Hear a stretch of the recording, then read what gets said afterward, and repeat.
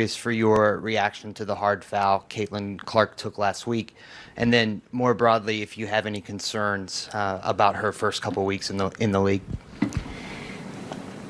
I'll leave the specific question about the foul to my colleague, Commissioner Engelbert. I mean, other than as a fan, obviously, it's nothing new in basketball that there's sort of welcome to the league moments, especially for heralded rookies. But of course, I want to see Caitlin treated fairly and appropriately in the league. I would say seems like she can take care of herself. She's a tough player. Adam Silver is facing the most intense public backlash of his tenure, this time over the ongoing controversy surrounding Caitlin Clark and her treatment in the WNBA. Fans are no longer whispering their frustrations. They're openly accusing the NBA commissioner of turning a blind eye as the league descends into chaos. The storm online is fierce, and Silver's lack of action has only fueled the outrage. But before we dive into this unfolding disaster, sound off in the comments. Should Adam Silver step in and clean up the WNBA's growing issues? It's official. All right, tonight is the tip-off for the WNBA All-Star Weekend in Indianapolis, Indiana, which is home court for reigning Rookie of the Year Caitlin Clark and her team, the Indiana Fever. But the superstar will be sitting out this weekend after a groin injury earlier this week. Clark released a statement through the team saying she was sad to miss out on the game, but, quote, I have to rest my body. Let's bring in Ben Pickman now. He's a staff writer for The Athletic and host on The Athletic's women's basketball podcast, No Off Season. Look, Ben, I got to rest my body too, but I'm not anywhere near Caitlin Clark. Adam Silver is now being dragged harder than a suitcase with a broken wheel through a crowded airport. And frankly, many would say it's long overdue. Someone has to be held accountable for the chaos that the WNBA has become, and fans are pointing directly at the man at the top. In case you didn't know, Silver isn't just the NBA commissioner, he also oversees the WNBA. So when Caitlin Clark is continuously subjected to aggressive, borderline violent play, the buck stops with him, and fans are making absolutely sure he hears them loud and clear. This whole fiasco escalated again recently when Clark had to sit out the All-Star game due to yet another injury, this time a groin strain. But here's the kicker. This wasn't some routine basketball mishap. She sustained the injury after being kneed in the stomach as if she were playing linebacker in a football game rather than guard in a basketball league. The fans have had it. They're done watching the athlete who brought mainstream attention and life to a struggling league get battered game after game. And now, they're directing their fury at the one man who's allowed this all to happen, Adam Silver.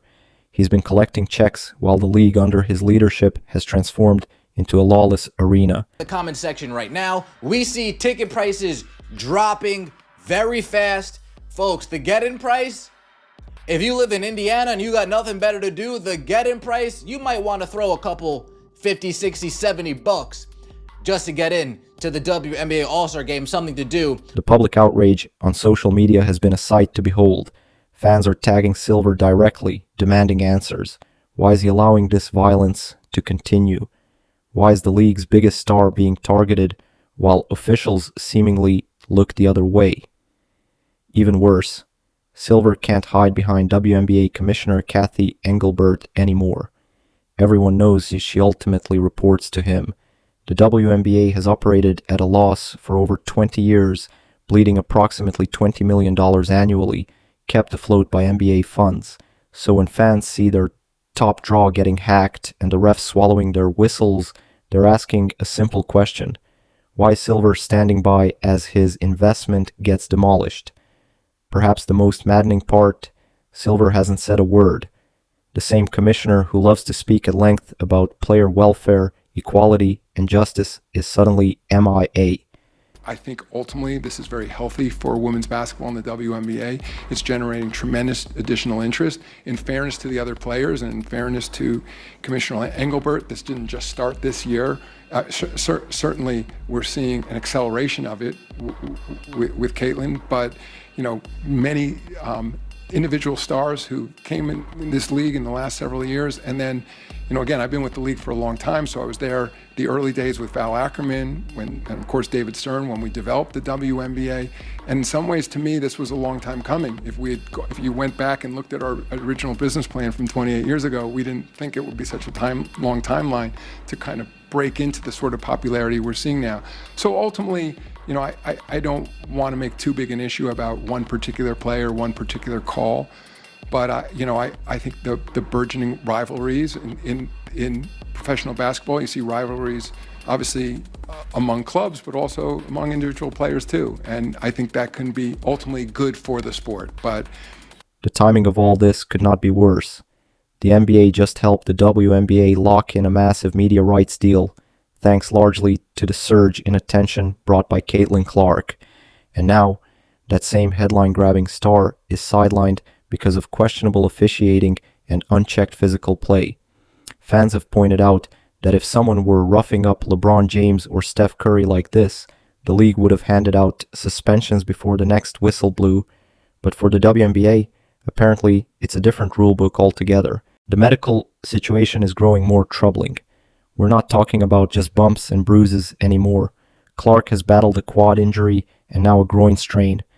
When athletes compensate for one injury, it often leads to a domino effect, more damage down the line. Even after bulking up in the off-season to handle the league's physicality, she's still taking hits with no protection from the officials. That's not just unfair, it's dangerous. And then there's the coaching staff.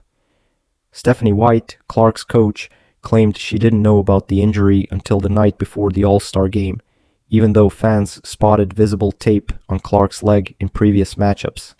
Either someone's not telling the truth or the team's injury management is completely dysfunctional. Neither explanation paints the organization or Silver in a flattering light. And it looked like Caitlin Clark looked like she got a little hurt towards the end there. Is there any update on her injury? No update. No, just felt a little something in her groin, so we'll get it evaluated and see what happens from there. Yeah, just kind of to follow up on that, looked like she was kind of grabbing at her right groin area. Is that the concern? Yeah, if that's the one she was grabbing at, I don't know which one it was, but yeah, I mean, that's it.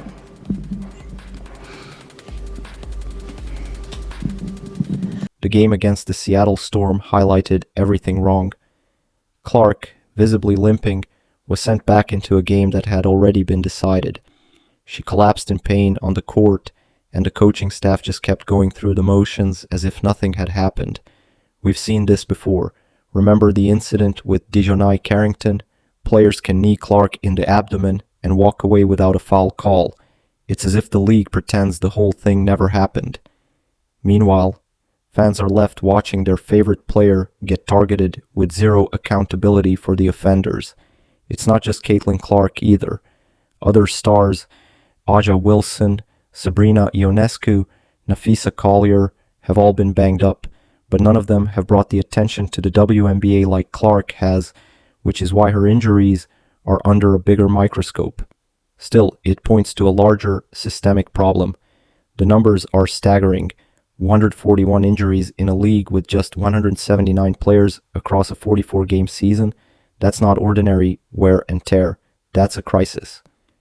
Even more disturbing, 57 head and neck injuries have occurred in just 2.5 seasons. In any other major sport, that would launch a full-blown investigation. But here, business as usual under Silver's watch. Silver's reputation as a modern, forward-thinking commissioner is taking serious damage. He's made a career out of being player-focused, until now. His silence is being interpreted as indifference. And media outlets that typically champion the WNBA are now calling out the poor officiating and abysmal player protection. The Washington Post even joked that the league might as well change its logo to a bruise. That's how bad things have gotten. Fans are connecting the dots. With the CBA negotiations on the horizon, some are even floating the idea that this injury wave could be leveraged to weaken player bargaining power. If that's even remotely true, the backlash could grow into a full-scale scandal.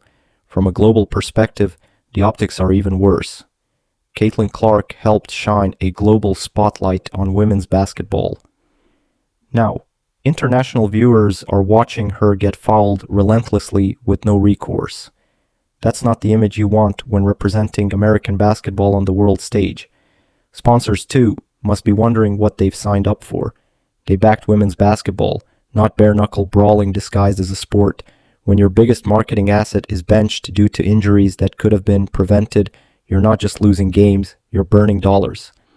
Silver's silence is growing more deafening by the day.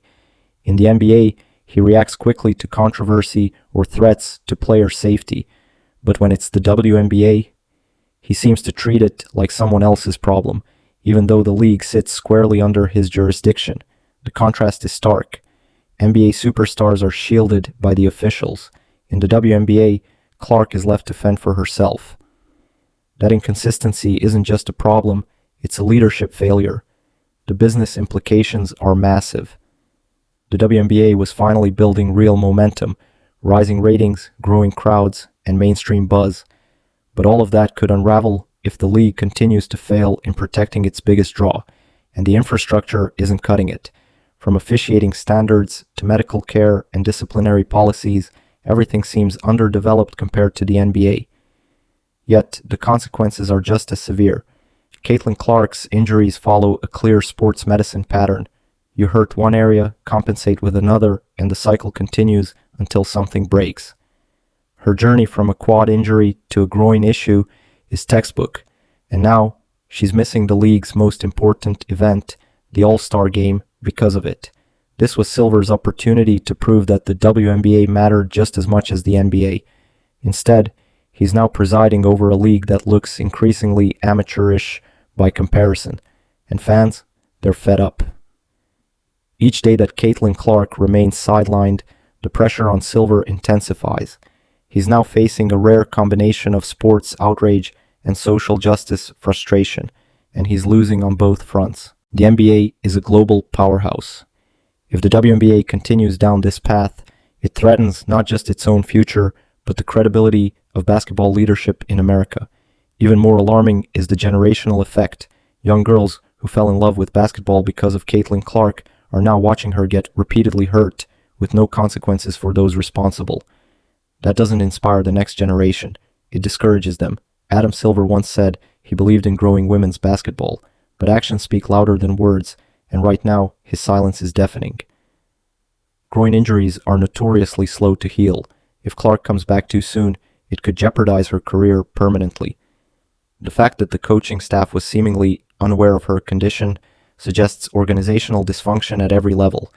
The discrepancy in how NBA and WNBA stars are treated couldn't be clearer, and the WNBA's failure to adapt to its new mainstream attention is putting its future at risk.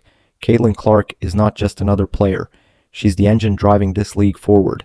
Letting her suffer because of lazy officiating and a broken system is reckless, and ultimately a business failure that Adam Silver can't afford to ignore. The fans are speaking louder and more unified than ever, and they won't stop until someone takes responsibility. So what should Adam Silver do next? Drop your thoughts in the comments. Don't forget to like and subscribe for more updates on this unfolding situation.